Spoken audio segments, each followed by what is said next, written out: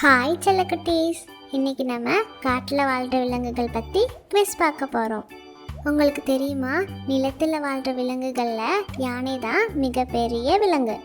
சரி, இப்போ யானைகள் பற்றி உங்களுக்கு ஒரு கேள்வி. யானைகள்லாம் தங்களோட தும்பிக்கையை எதுக்காக பயன்படுத்தும்னு உங்களுக்கு தெரியுமா?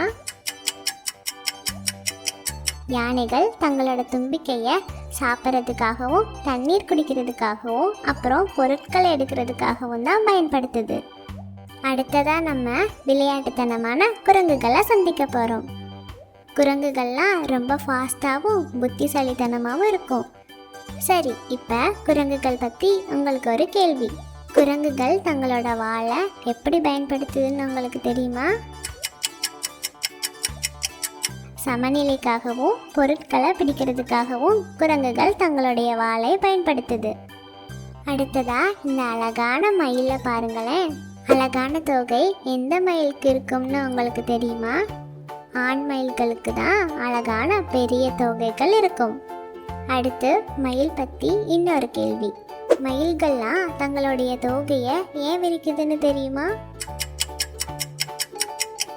மற்ற மயில்களை ஈர்க்கிறதுக்காக தான் தங்களோட தோகையை விரிக்குது. அடுத்ததான் நம்ம பார்க்க போகிற விலங்கு சிங்கம். சிங்கம் தான் காட்டோட ராஜா. உங்களுக்குலாம் ஒன்று தெரியுமா?